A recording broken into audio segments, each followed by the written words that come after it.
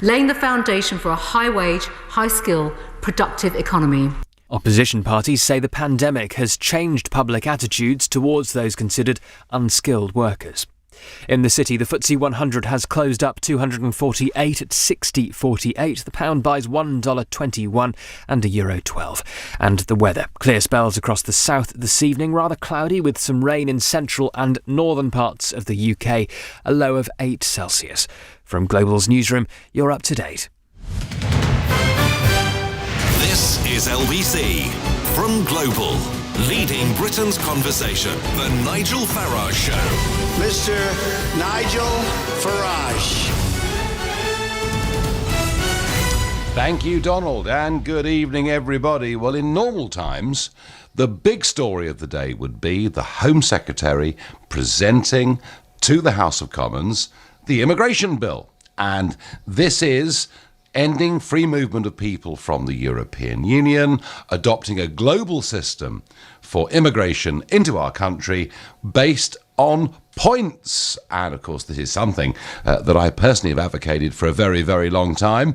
Now, of course, there's a lot of detail to sort out. There's where do you set the boundaries? But the very fact this is being debated is a huge political moment for this country. And yet, it's going to play pretty much second fiddle, of course, to coronavirus. Absolute chaos over the government's quarantining rules. And I'm going to be asking you tonight, should any country face an exemption from quarantine once they arrive in the UK, even if they have low infection rates? Because Boris told us just over a week ago that there was going to be a big change and that people that did fly into the country would be quarantined. Things today looking somewhat different on that score. And we've just finished with Dominic Raab in the chair, the 5 p.m. daily press briefing on Downing Street. Ben Kentish followed all of it. Ben, good evening. Good evening, Nigel. So avoiding the second peak, it seemed, was the sort of theme of Dominic Raab this evening. It was, and there's a pretty stark message, wasn't there, from Jonathan Van Tam, the Deputy Chief Medical Officer for England, when he said we might have to be ready to live with this virus for years, because there's been a lot of hope, understandably, put in the idea of a vaccine, possibly one even this year. But the government is keen to prepare people for the possibility that might not come, and they're also keen to emphasise that, but it helps them explain why they are taking a pretty slow, by any measure, approach to easing the lockdown, because they say, look, we're going to have to think long term on this. There could be more peaks, and Professor Van Tam was talking about the dangers of the autumn and the winter and how those sorts of colder, wetter conditions do tend to lead to more transmission of these types of viruses. And it was a pretty somber message all the way along, Nigel. Of course, the government said they wouldn't do anything to risk a second peak, but there is a bit of a row about that, particularly on schools, because while the scientists and the ministers say, look, this isn't risky, some parents and teachers saying, well, we're simply not convinced it's safe. And when it was put to number 10 today, well, if you're convinced it's safe, why don't you publish the scientific advice recommending schools reopened and suggesting that it is safe? The answer was that, well, this will all be published in due course, but they are not willing to publish it just yet, it seems. And so in relation to schools and second peaks, the row goes on.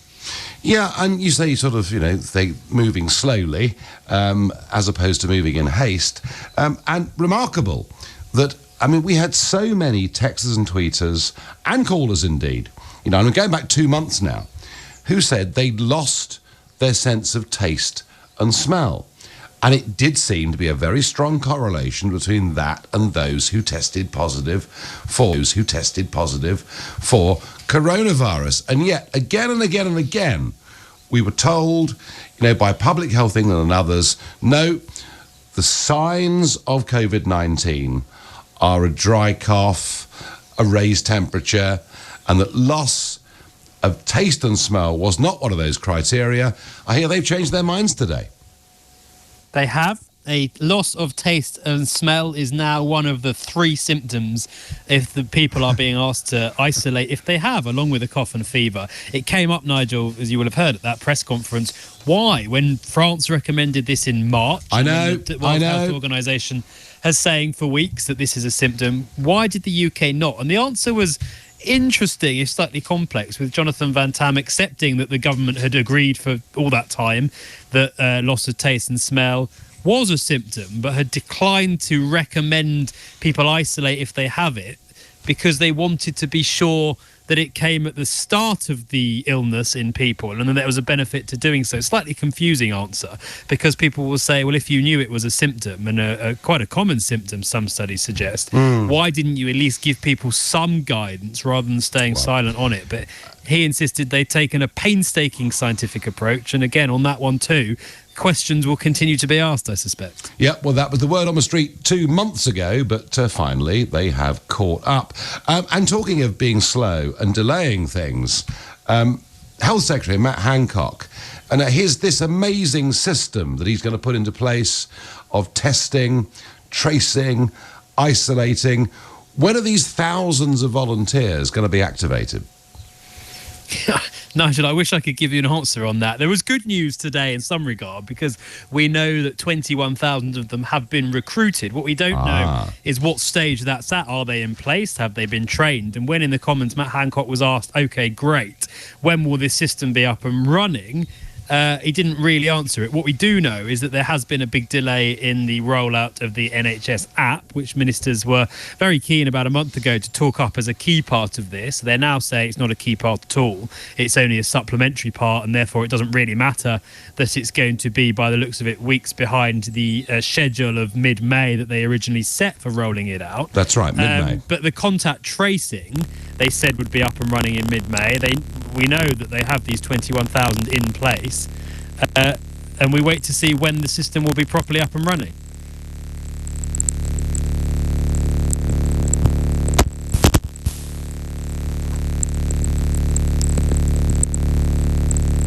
This is LBC, bringing you the latest on the coronavirus pandemic. Nick Ferrari at breakfast, Government Minister interview. Joined now by Security Minister and Conservative MP for God's Own Land of Old Bexley and Sidcup, James Brokenshire, who joins me now. We've here at those Downing Street press conferences that the United Kingdom has been an international exemplar in the way it's responded to the coronavirus, and now we have the highest death toll in Europe. How do you balance those two claims? Well, I think Nick, there is, this is not a, it is tragic to see the number of people who have lost their lives, and what that means is, it goes beyond the headline number that gets reported. It's about individuals and individual families and people. So, I think there will be time to reflect once we're through this outbreak, to look on what we can do better, where we have made mistakes. But the here and now is looking at the science, ensuring that we do look at this next phase to ensure that we're not overwhelming the NHS, that we get our economy back up and running in the most effective way. But, we've got, I think, some of the strongest science. We've got some of the strongest expertise. But, every country has had huge challenges, and nobody should pretend that. Indeed, but why has Britain, the United Kingdom, fared so poorly if we have such international expertise and international exemplar, and we've done so terribly? I mean, you talk about mistakes. The first mistake was locking down so slow, was being so late to lock down. Well, Nick, there'll be plenty of time to reflect on what should and should not have been done at particular moments. Indeed, there is scrutiny. There's evidence that Patrick Vallance, the chief scientific officer, gave yesterday in relation to the capacity for testing, and how I think we would all want and recognise the benefit of having had that capacity earlier on. But at the same time, we have taken, I think, concerted action that actually, and certainly looking at the reinfection rate, this R rate that everybody speaks to, how that has come down. But This is LBC. Well, I have to say, Ben Kentish, I have to say, every single thing that we get at these Downing Street press conferences appears to be weeks or months behind what actually the public generally want. On quarantining, You know, Boris Johnson told us 8 days ago we would introduce quarantining for those flying into the United Kingdom. Many thought 3 months too late, but hey, at least it's going to happen. Then we were told there'd be an exemption for people coming from France. And I thought, well, I get that because the lorries are going back and forth. And after all, cabinet ministers like to go to the Dordogne for their holidays. And then we hear today from Oliver Dowden that maybe that exemption for French and British people going back and forth through the tunnel, over the channel, would not be in place. And then Grant Shapps, Ben, tells us that maybe would exempt countries with a low R rate. I mean, is this quarantining ever going to happen? Total confusion, Nigel, over what the details of this policy are at the moment. At the moment, yes, it is going to happen. I think it sounds likely it's going to come in around about the start of June, when, if all goes to plan, we move to the next phase. But you'll remember, as you say, that last week Number 10 put out a statement saying that after Boris Johnson and Emmanuel Macron spoke, for now, French people would be exempted. And this was written up and covered as likely to be a longer term exemption. Government say no, that's now not the case. The exemptions will be based only on people's jobs, really, so that lorry drivers, for example, won't need to self-isolate for 2 weeks, and the same for scientists travelling in relation to work on coronavirus, potentially doctors too, but there won't be an exemption for France or likely other countries. Now, what's slightly odd about this is that, as you say, firstly, there were calls for this right from the start. There have been flights landing, say, from northern Italy, when it was at the height of its epidemic and we had comparatively few cases.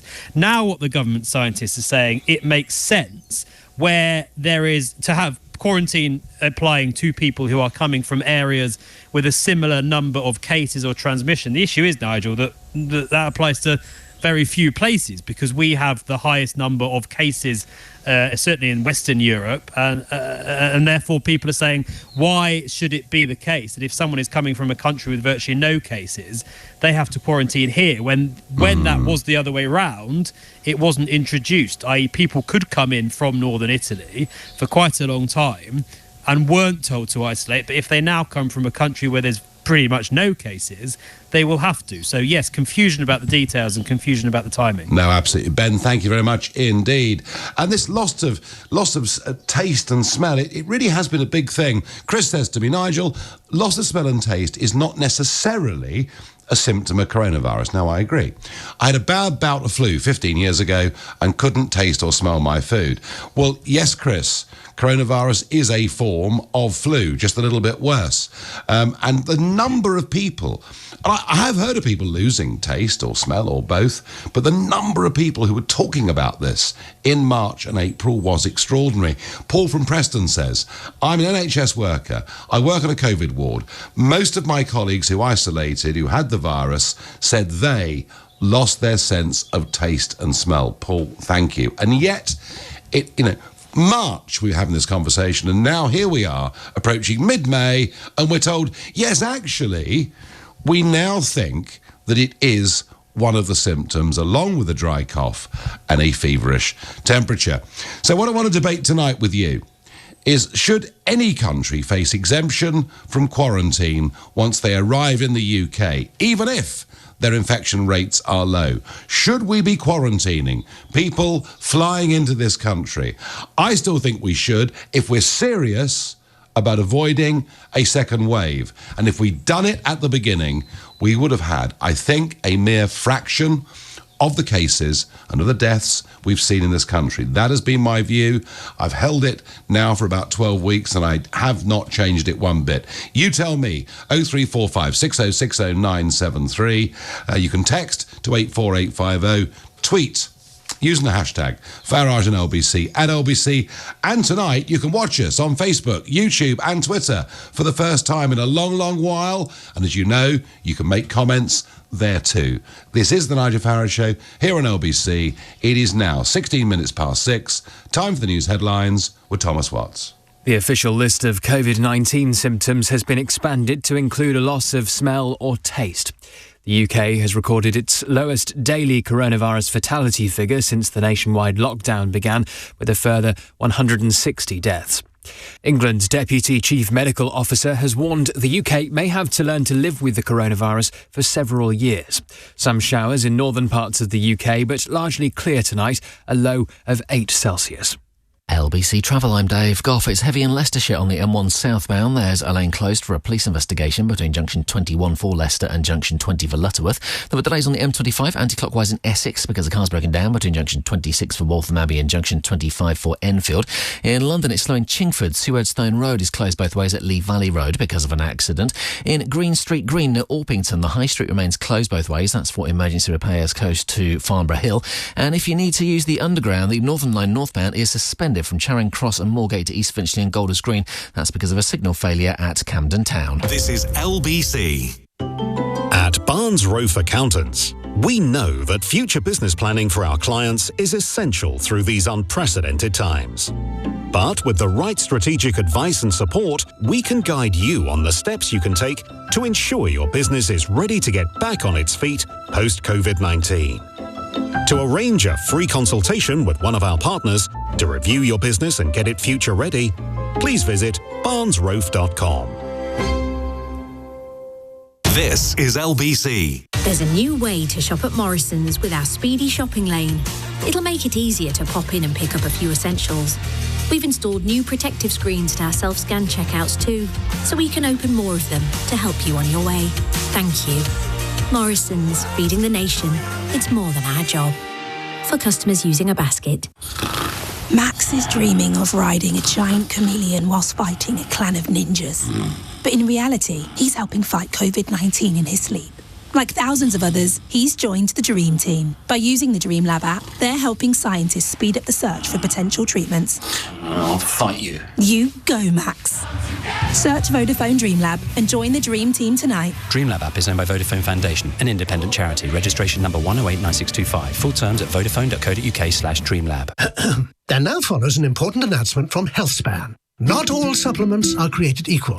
Well, no, they're not. You see, we think it's important to take care of your health every day. Our multivitamins contain just the right levels of vitamin C and D to help support your immune system and are specially tailored for different life stages. And we deliver them direct to your door because that's the HealthSpan way. Well, there you go. That didn't take long, did it? We're HealthSpan. That's healthspan.co.uk. Vitamins and supplements direct to your door. Right now, we're all depending on the digital world that little bit more. And Barclays Digital Eagles are here to help everyone develop the skills they need. From Tea and Teach, supporting those who are new online, to Code Playground, teaching kids how to code. Since 2013, we've been helping everyone develop digital skills. And now more than ever, we're here to help. To find out more, search Digital Eagles. Barclays, we're working to make money work for you. This is LBC, the Nigel Farage Show. Call 0345 6060 973. Text 84850. Tweet at LBC using the hashtag Farage on LBC. Total and utter confusion over what the government's quarantine policy is. Because today, Tory MP and Transport Select Committee Chairman Hugh Merriman was asking if air bridges to let people in from countries with an R rate below 1 could be exempt from a 2-week quarantine. And Grant Shapps, the Secretary of State, replied that the final details of the quarantine scheme will be confirmed next month. That's right, not next week. It'll be confirmed next month, but we should indeed consider further improvements like the air bridge idea. So if we're going to give exemptions for countries with a relatively low R rate, or countries with an R rate lower than ours, we'll be giving exemptions to most of the world. I'm actually not sure this quarantine policy will ever take place. I think it should. I'm asking you whether you agree with me or whether you think it would make sense to have exemptions for France or wherever else it may be. Let's get to the callers. Let's speak to Adam in Kensington as a new caller to me. Good evening, Adam. Good evening, Nigel. So, quarantine. Give me your thoughts. Well, they're doing to the quarantine what they did with Brexit. They're watering it down. It's the Brino version of quarantine. I suppose if Mrs. May was still in there, she'd give Northern Ireland to China in exchange for free trade with Hong Kong. But what fools do they think we are? All it takes is one potential super spreader coming in from any country who has more than a handful of coronavirus cases, and the whole thing is for naught. We locked down our own country for months, and now we're going to open the airports. Well, they're open anyway. They're open anyway. Without a quarantine, it makes no sense at all. Yes, the airports are open anyway, although, Adam, to be fair, the numbers coming in are now, of course, very, very small indeed. But it is remarkable, isn't it, that in the early days of this, some flights that came back from Wuhan, and indeed some passengers from a cruise ship in the Far East, were quarantined. There were 273 people who flew into UK airports that were quarantined, but 18 million were not asked to quarantine, were not given basic temperature tests, or in 99% of cases, even given any proper information. I'm angry at the way the government mishandled this. Are you? Very much so. I mean, I remember saying in late January, early February, that if the borders were shut, we could avoid the worst of this. So instead, they did the opposite. And they even got worse, as you say. They knew what to do with quarantining arrivals, irrespective of the nationality. They happened to be from the UK. And then they just said, oh, let's, the horse hadn't bolted. The horse was in place. And then they opened the stable door where Australia, New Zealand, Israel, I think Denmark, they've done it the right way. Yeah, no, absolutely. And many of those countries now getting back to some semblance of normality. And we'll talk about that a bit later on in the hour. Adam, thank you for your call and your thoughts. And I have to say, just being out and about, talking to people, the number of people that have said to me, why the hell should we live under lockdown when the airports are open? And it's something that's really, I think, struck a chord with an awful lot of people. We now have a proposal from Boris Johnson to introduce quarantine, but it would seem not only are we not going to get that now for a full month after he told us it was coming, but that it's going to be watered down so much that it might actually be meaningless. Let's go to Midhurst in Sussex and speak to Stephen, a new caller. Stephen, good evening. Mr. Farage, pleasure to speak to you, my dear chap. Good How to are you? speak to you. I'm well. So, I mean, should we have an exemption on travel to and from France? Would that make sense to you? Well, there are, and you know this more than most, we have people pouring in across the channel in rubber dinghies every day. And we can't even control them. How the devil are we going to control people coming legitimately? Well, actually, Stephen, I was going to talk about this at 6:45 when I did a bit of a roundup on Priti Patel's immigration policy. But yes, but the difference, of course, is, Stephen, that when you fly into Heathrow, you actually physically have to go through an immigration lane, don't you? So yes, and we've all stood in these, even before COVID-19, we have all stood in these immigration lanes. Terminal 3 is the one I use all the time. And you have to wait sometimes over an hour. Yes. And that's without COVID-19. So if we can't do it under these circumstances, then when can we? It's impossible. But what you can do, Stephen, is, and by the way, nationality has nothing to do with this. When you're quarantining people, it doesn't matter whether they are from Japan or whether they're from Maidenhead. The point is they're coming into this country from elsewhere. And we could enforce quarantine, Stephen, couldn't we? We could say, look, you must leave the airport, go by private transport to your house, and we will come and knock on your door. We could do this, Stephen. Yes, but whoever you've told that to do has been sitting in an aeroplane right next to someone for the last X amount of hours. New Zealand got it right. Hindsight is a great thing. Yeah. They got it right, and they shut the borders immediately. Yeah. We didn't. The problem is here now. It's done. It's a needless debate, in my opinion. Okay, I'm going to disagree with you, Steve, and I'll tell you why.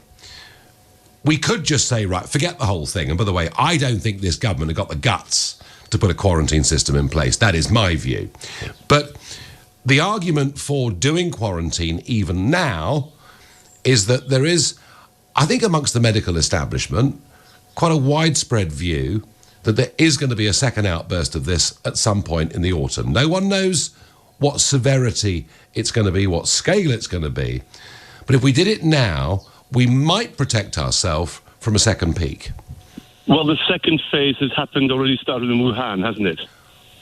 Yes, and it's difficult to measure how big it is. And there was a slight increase in the R number in Germany as well. But Mrs. Merkel, against that, has very much stuck to her own decisions on the beginning of easing in Germany.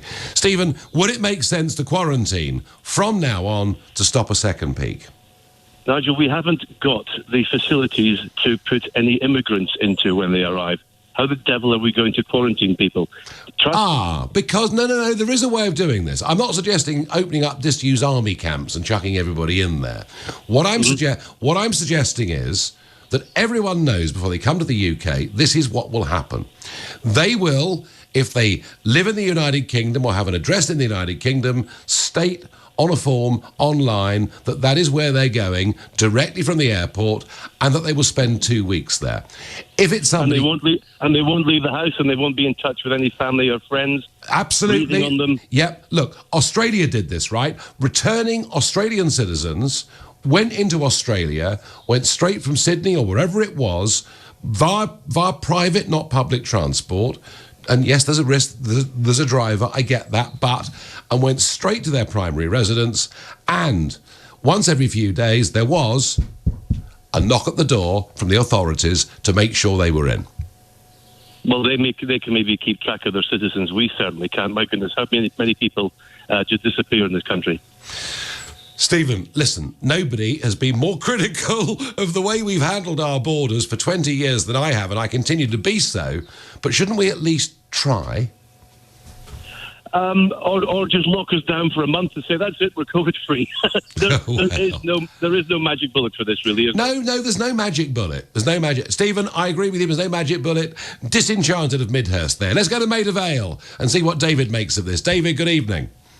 How you doing, Nigel? You all right? I'm fine. I don't think they're ever going to do this, David. That's my view, but hey. Could I ask you something, Nigel? No, you're ringing in to LBC to talk about quarantine. This is not mastermind, David. You say that, but you're trying to control the debate, and it's laughable, really, because you and mainstream media is perpetuating this round-in-circle kind of dialogue regarding the government blundering policy and the number of inconsistency. But the only joke is that this conversation that you're having is repeated in most zones around the world, America, Canada, various places that's facing the same deliberate policies that don't make sense. Right, David, no. We're clearly very fortunate to have somebody of your great intellect ring in. So you explain now to the nation what the government's policy on quarantine is. I'm sitting here. The floor is yours. Well, you're going to put me on the spot, but yeah, I'm going to... Of course I am. That's what you rang in for. So hold on, let me speak. I don't know is the point, because it's so inconsistent that it doesn't make sense. Thank you. So why attack me for pointing out the inconsistencies? I'm not attacking you. I'm pointing out the obvious, because you seem to think this is some sort of circular thing we can go round and round every single day talking about. Why don't you go to the politicians and demand an explanation? Because you just said a few moments ago that the so-called policy that they're going to update, they're delaying until next month. Does that even make any sense at all? I'm making a prediction, David. I'm making a prediction that this lot in Westminster right now haven't got the guts to do it at all. That's my view. It's nothing to do with that, Nigel, because you keep playing this game that, silly politicians, they've made another mistake. No. Across the board, there is something at play here that we're not seeing. The elephant in the room, which is that none of this makes sense. Do you understand what I'm saying to you? I do. I urge you to start to look at the numbers. Do you know, David, if I was broadcasting in Germany, I would be far less critical of Angela Merkel's government, or indeed even Emmanuel Macron's in France, where at least he had the honesty to level with the French people and say, I've made some terrible mistakes. The problem I've got is they keep chopping and changing their minds, contradicting each other, and then telling us they made all the right decisions at the right time. They didn't, David, did they? Nigel.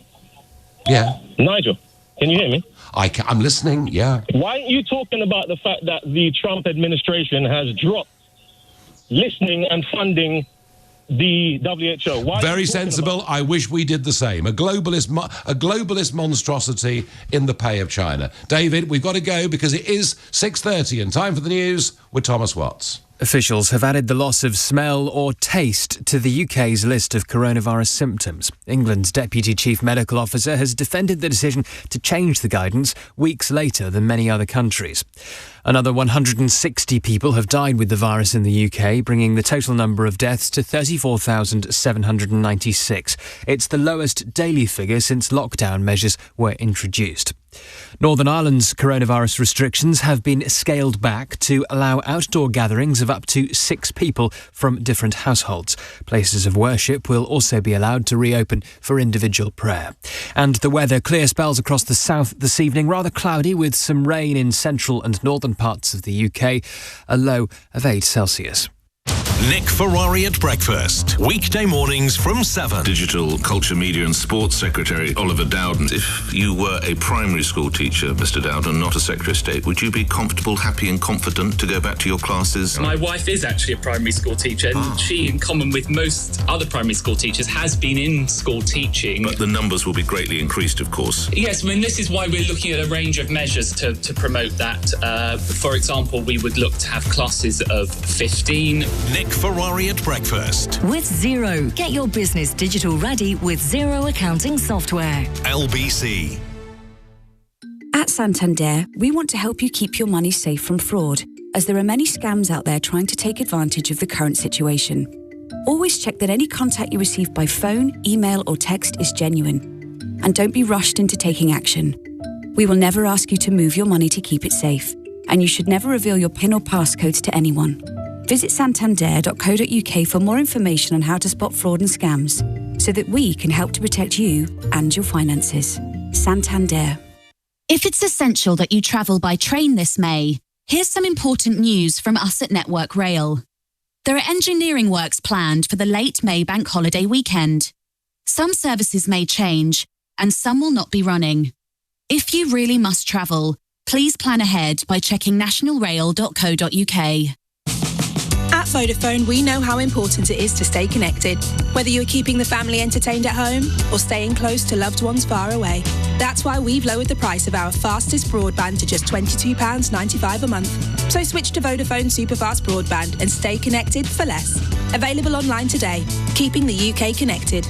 Ready? Vodafone. 24-month contract, credit check, acceptance and price rise may apply. Superfast average speeds from 35 megabits per second. Vodafone.co.uk/broadband. And now follows an important announcement from HealthSpan. Not all supplements are created equal. Well, no, they're not. You see, we think it's important to take care of your health every day. Our multivitamins contain just the right levels of vitamin C and D to help support your immune system and are specially tailored for different life stages. And we deliver them direct to your door, because that's the HealthSpan way. Well, there you go. That didn't take long, did it? We're HealthSpan. That's healthspan.co.uk. Vitamins and supplements direct to your door. Coronavirus UK, an LBC daily podcast with Nick Ferrari. I'm bringing you a daily podcast with everything you need to know about the coronavirus outbreak. Listen wherever you get your podcasts. The Nigel Farage Show on LBC. Call 0345 6060 973. We're discussing quarantine. The government say they're going to do it, and then they say maybe there'll be exceptions, exemptions for countries with a very low R. I'm asking you, do you want a quarantine system? And if you do you want some countries to be exempted? And by the way, you can now watch this show on the Global Player app, which is something of a new departure. Now, Italy was the country that I was looking at and focusing on as they were engulfed by coronavirus, sort of 2.5 to 3 weeks ahead of us, and a big concentration of that problem in the north. And we saw those pictures of hospitals, completely unable to cope. Over 30,000 people have died in Italy. Remember, its population is a little bit smaller than ours. But today, there's quite a significant easing. And I'm going to speak now to Giada Zampano, journalist based in Rome. Good evening to you. Good evening. So, tell us to what extent Italy has now unlocked today.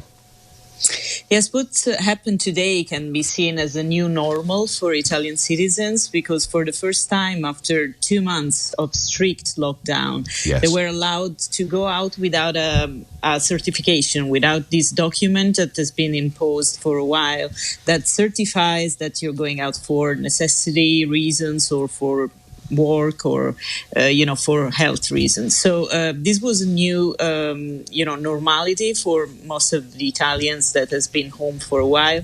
And also they could find finally their bars and restaurants and hairdressers open. Wow. Yeah, hairdressers were a big thing actually, because lots of people, yes, barbers and hairdressers were I bet they've been busy today.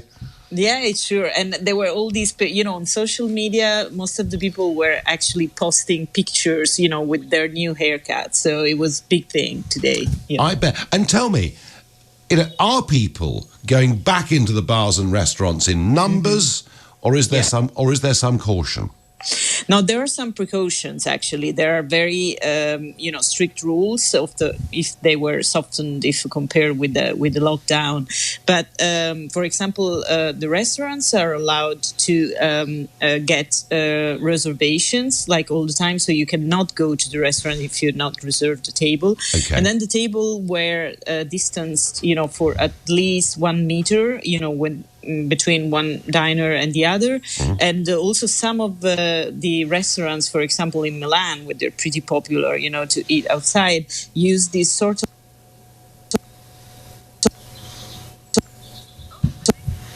Oh, we've got a line problem. Well, that's a bit of a shame. We'll try and get her back, because I'm fascinated. I'm really interested to see not just how the easing is happening, but how people are people ready? Because don't forget, their lockdown had been a lot stricter than ours. Are people really ready to go out and try and live some degree of normality? So what should we do about quarantine? I think the whole thing is the biggest chaos I have ever seen. Jackie from Norfolk says, agree with you on quarantine, no exceptions. Well, fine. Andy says, quarantine will kill the aviation industry, especially if delayed until next month. What is the point now? It will seriously affect my livelihood. Should have done it earlier. Andy, should have done it earlier. Absolutely. Nigel says, the government want to keep the airlines running. It's about the economy. Nigel, I suspect the government will keep the airlines from running. And Andy, I do understand if you work in that business that you're very worried about it. But if we're serious about stopping a second peak, we've got to do something. And it's not that difficult. It's not that.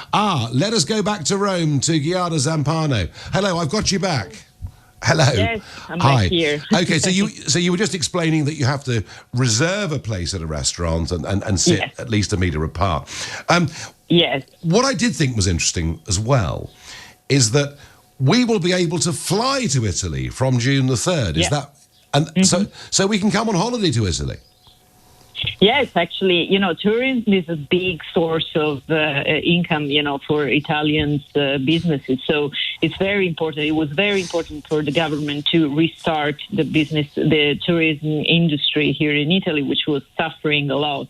So, you can make reservation and come back to Italy on holiday. They will be happy, to have you here and, to restart all the beaches, activities, all the seaside resorts are preparing for reopenings.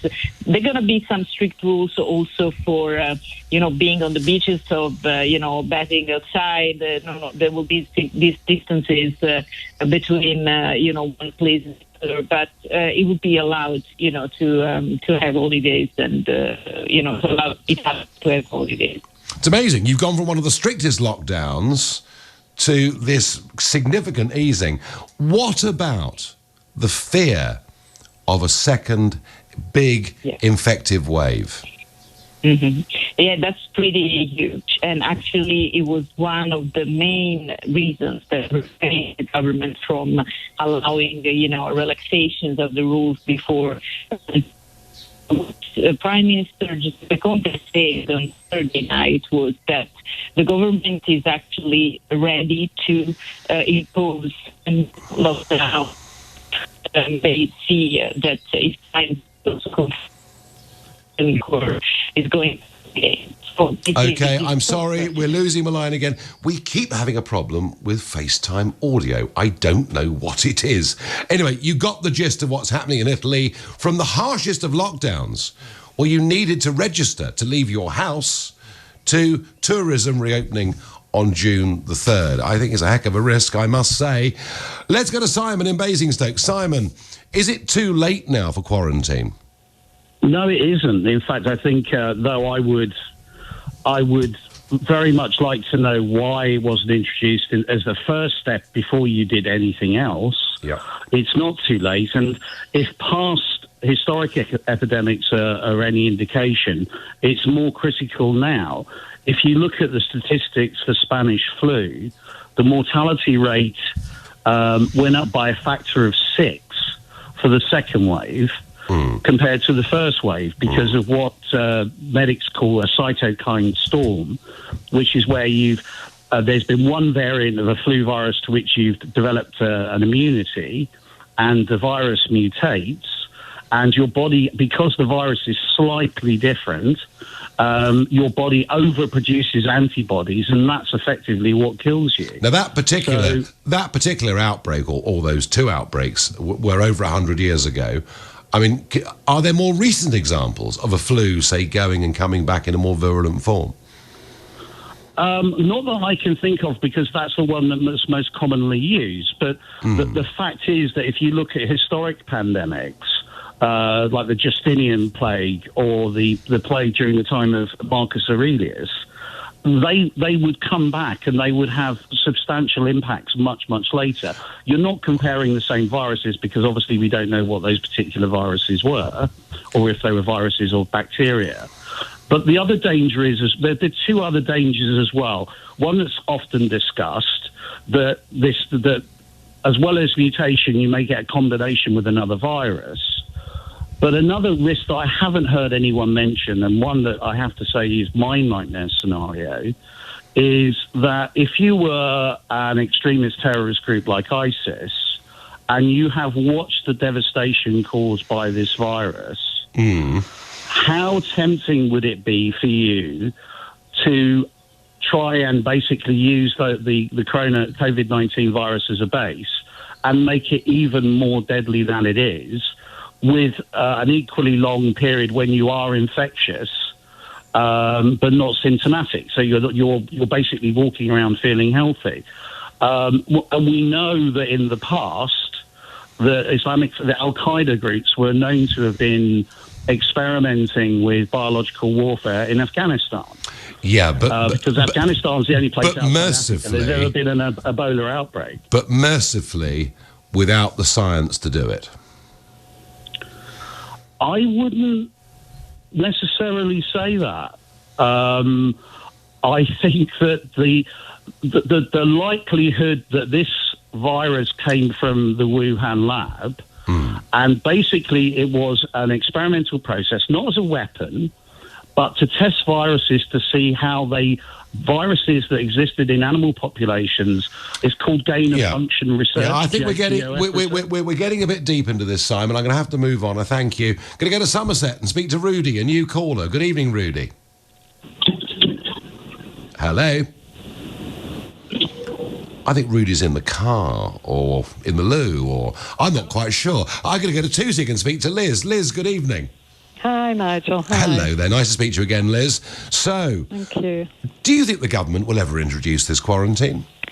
Well, I have my doubts, but I definitely think that they should. Right. I really think they should have done it ages ago. In fact, what they should have done, as soon as they knew how bad this thing was, they should have closed our borders, and I think we could have got out of it quite quickly. But they didn't do that. In fact, to be honest with you, Nigel, until I heard on your programme a few weeks ago about 15,000 people coming in a day to Britain, I never knew that was happening. You were the only person talking about it. Well, Liz, as they say, banging on about this issue of airports, because it just struck me, Liz, that, when you've got people being stopped by the police for walking their dog in the Peak District, and fines being given out for people driving down to Durdledore in Dorset, whilst at the same time the airports are open, I felt it had to be exposed. Liz, why do you think the government at no point took this seriously? I'm not sure, actually, Nigel. I do wonder if, and to a certain extent, were they maybe wanting to have this herd immunity. Well, isn't that interesting? Quite a lot of people think that, Quite a lot of people think that actually all the government's measures on these things have been half-hearted, because actually in their minds, many of them are still, stuck with the original herd immunity idea. I mean, ultimately, I suppose, Liz, if herd immunity came without an horrendous price, that might not be a terrible thing. Yeah, because the thing is, this guy that was sacked, he was the one that said there would be about 250,000 deaths. Yes. But seemingly in the past, he's been wrong about other things, hasn't he? So. Oh, believe you me, scientists are often wrong about all sorts of things, which is why saying we're following the science isn't necessarily the answer to everything. Liz, thank you very much indeed. Well, some very strong opinions on this. In a moment, I will talk about what's happening in the English Channel and how it links to Priti Patel in the House of Commons as we speak. It is now 6:47, time for the news headlines with Thomas Watts. Coronavirus testing in the UK is now open to everyone over the age of 5, with the list of symptoms expanded to include the loss of smell and taste. Lockdown measures in Scotland could be eased by the end of next week, and Premier League clubs have agreed to allow players to begin training in small groups from tomorrow. Some showers in northern parts of the UK, but largely clear tonight, a low of 8 Celsius. LBC Travel, I'm Dave Goff. In Essex, the A12 northbound is shut because of emergency pothole repairs at junction 26 for 8 Ash Green, so there are queues. It's looking very slow in Chingford in London. Sewardstone Road remains closed in both directions between Lee Valley Road and Sewardstone Church after there was an accident earlier. In West Yorkshire on the M62 eastbound, a lorry is having a tyre change just before junction 34 for Selby, so one lane is closed.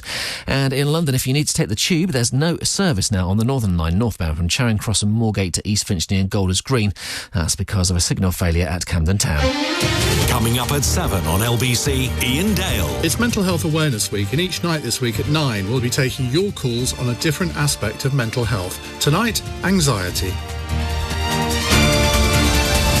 Ian Dale on LBC. Save £202 with the Samsung Galaxy S20 Plus 5G from Vodafone and claim a free Galaxy Watch Active worth £199. Whether you're checking in on mum or smashing quiz night, do it all with unlimited data from the UK's best mobile data network. Keeping the UK connected. Ready? Vodafone.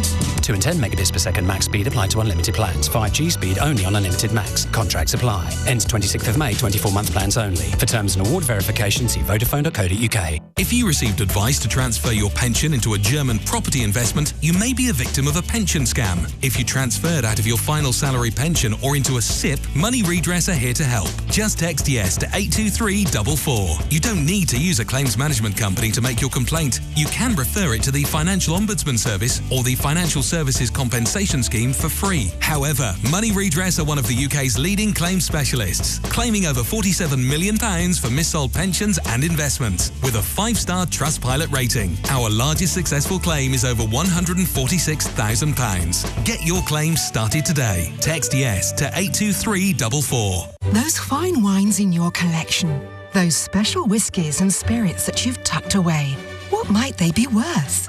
Visit thelondonwinecellar.com, upload your list and receive a free same-day valuation. With nationwide collection, immediate payment terms and price match guarantee, step aside auction houses. From Bordeaux to single malts, from one bottle to large investment portfolios, find out more and ask about the price guarantee at thelondonwinecellar.com. Leading Britain's conversation. LBC, The Nigel Farage Show. Boris tells us 8 days ago there's going to be quarantine for people coming into the United Kingdom through our airports. Hooray! Many of us say. Should have done this months ago. But now, just 8 days on, we're being told perhaps there could be a lot of exemptions for countries that have got a low R rate. I'm asking you whether that makes sense. I'm asking you whether, like me, you actually believe the government won't ever really do this anyway, because that's what I think. Before I get back to that, the fact that the Home Secretary, Priti Patel, is standing up in the House of Commons, introducing a piece of legislation that is designed in the future to treat people who want to come and live and work in the United Kingdom equally, regardless whether they come from India, Australia, Romania or Germany, is, I think, a massive step in the right direction. I think this free movement of people to Europe had actually send us in a direction where we were beginning to turn our backs on the Commonwealth and much of the rest of the world. Treating everybody equally is the fairest and the best kind of immigration policy. But it is important to control the quantity of people coming into this country. Our population has risen by over 6 million since 2001, and 80% of that is down to immigration. I do not believe a rapidly rising population improves our quality of life. So the fact we're having this debate, the fact the Home Secretary is putting this forward, hooray. But then it comes down to the plan.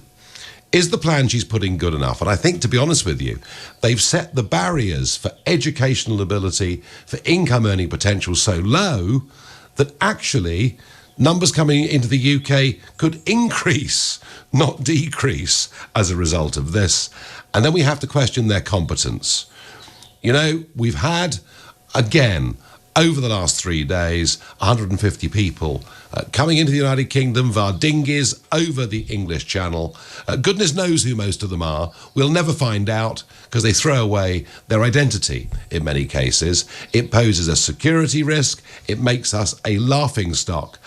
And if Priti Patel can't get a grip on what's happening in the English Channel, how can we trust her to put a completely brand new immigration system into place? Right, back to your thoughts on quarantine.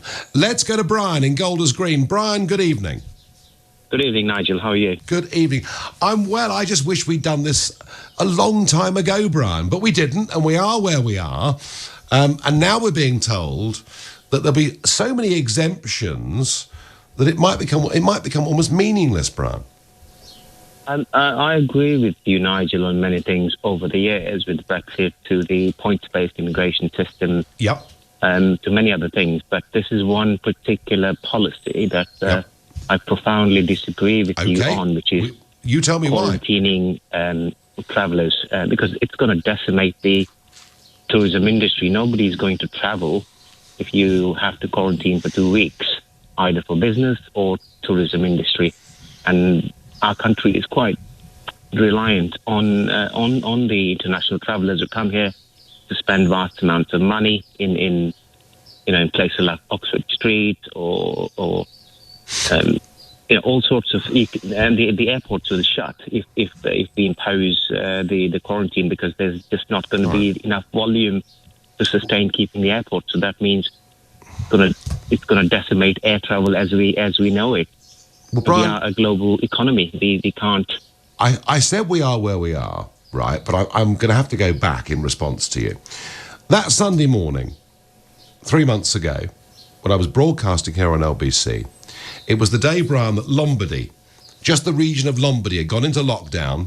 So fearful were they about the rising rate of coronavirus. And on that very same day, Brian, 17 flights from Milan's Malpensa airport came into the United Kingdom without a single person being temperature tested, a single person being given any advice as to what they should or should not do, and without a single person being told they really should isolate and self-quarantine for up to 2 weeks. Brian, do you understand why I felt that that was the moment to act, and why not acting, even if it was for the good of Oxford Street, even if it was for the good of our tourism industry, meant many thousands more people have died than otherwise would have done? But I have one point, though. It depends what your strategy is, ultimately. If your strategy is to eliminate any spread of infection within your nation state, like New Zealand has done, for instance, they could probably be looking at closing their borders for 6 months or a year even. Is that something we want to? Is that your strategy? Well, no, Brian, my strategy was we were dealing with something unknown. We'd never confronted this particular virus before. We needed desperately to buy ourselves time. And as Boris Johnson told us, as a country, stay at home. As Matt Hancock told us, this is an order. Stay at home.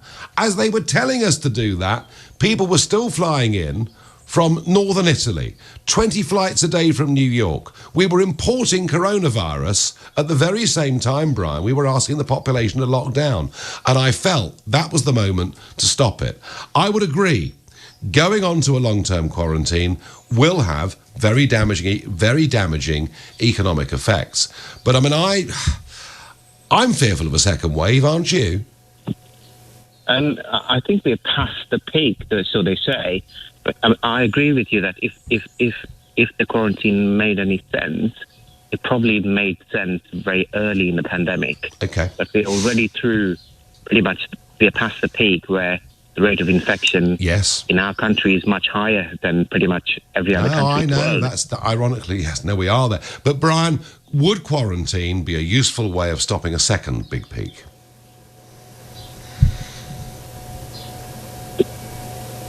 Sorry, I lost you there. That's all right. I said, Brian. That's all right. I said, Brian, would using quarantine here on in, would it be a useful way of helping stop a second big peak?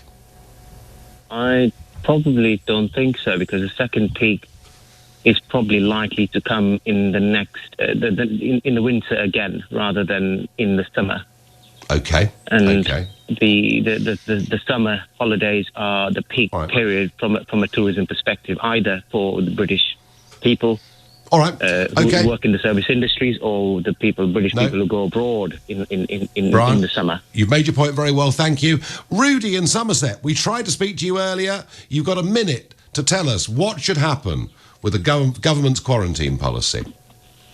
They shouldn't allow any countries to have exemptions, because what will happen is you'll get one person going in one country that's not exempt, travel to, say, France, and then get into the UK from France. Yes. So what's the point? Yes. I mean, when they first said that France would be exempt, it did seem very strange. But I can see why Rudy, a lorry driver driving commercial goods, would be exempt, wouldn't you? Yeah, but it depends, because he'd have to show checks that he is clear from the virus in order to be able to do his job, I would imagine. You know? And the other thing is that the EU have already said that they're going to take Great Britain to court for not exempt for saying going to allow France alone to be able to be exempt. Well, I think, Rudy, we're reaching the point where these threats from Brussels don't mean much anymore, do they? Well, no, that's why I said what they're going to do, send the tanks in? Well, luckily, Rudy, they haven't got any. Because if they did, who knows what the answer would be. Rudy, you're quite right. If you make exemptions, people will cheat, and possibly in a very large way. And if France is thank you, by the way, for your call. Welcome to the show, your first-time caller. And if France was the exemption, then of course, what's to stop people in motor cars coming on ferries through the channel in very large numbers? We'll see. Look, I don't think the government will ever do it. That is my view. I'm back with you tomorrow at 6. At 10 tonight, it's Tom Swarbrick. Now, it's Ian Dale. Thanks, Nigel. Today starts the beginning of Mental Health Awareness Week, and during the coronavirus pandemic, this takes on an even greater importance than in normal years. We're devoting an hour of the show to this each day at 9 p.m. Tonight, we'll be discussing anxiety and giving you the chance to phone in and talk to our expert, Dave Smithson from Anxiety UK. At 8, it's your chance to talk to me about whatever you'd like to. Let's have some positive calls this evening, as well as maybe what you think the government is getting wrong, or even right. Has anything positive come out of this crisis? And in the news hour, we'll have the latest developments from this country and around Europe and in America. And we'll start a daily feature looking at how various sectors of the economy will fare when and if it's all over. Today, TV production. On your radio, on Global Player, and Play LBC. Leading Britain's conversation. This is LBC. From Global's newsroom, I'm Thomas Watts. Everyone in the UK aged 5 and over is now eligible to be tested for coronavirus if they are showing signs of the illness. It comes as the official list of symptoms has been expanded to include a loss of smell or taste. Scientists had accused the government of falling behind other countries, where the advice was changed several weeks ago. But England's Deputy Chief Medical Officer, Professor Jonathan Van Tam, has defended the delay. It doesn't always come as the first symptom, and even if it does, it is followed by the cough, the fever, so you don't miss those cases. Another 160 people have died with the virus in the UK, bringing the total number of deaths to 34,796. It's the lowest daily figure since lockdown measures were introduced. The government says it has employed more than 21,000 contact tracers to manually track coronavirus infections. The operation will complement the NHS app being tested on the Isle of Wight. Ministers have promised a rollout in the coming weeks, later than originally promised. At today's Downing Street briefing, the Foreign Secretary, Dominic Raab, was asked whether it would be ready by the beginning of June. It's still our intention to roll it out across the country for everyone to use in the weeks ahead. I can't be any more precise at this stage, but as I said before, we're making pretty good progress with it. Northern Ireland's coronavirus restrictions have been scaled back to allow outdoor gatherings of up to 6 people from different households. Places of worship will also be allowed to reopen for individual prayer. A report says prisoners with coronavirus symptoms were locked in their cells for up to 2 weeks without being allowed to shower. It follows assessments of jails in London, Liverpool and Kent. Inspectors have warned physical limitations of Victorian prisons have made social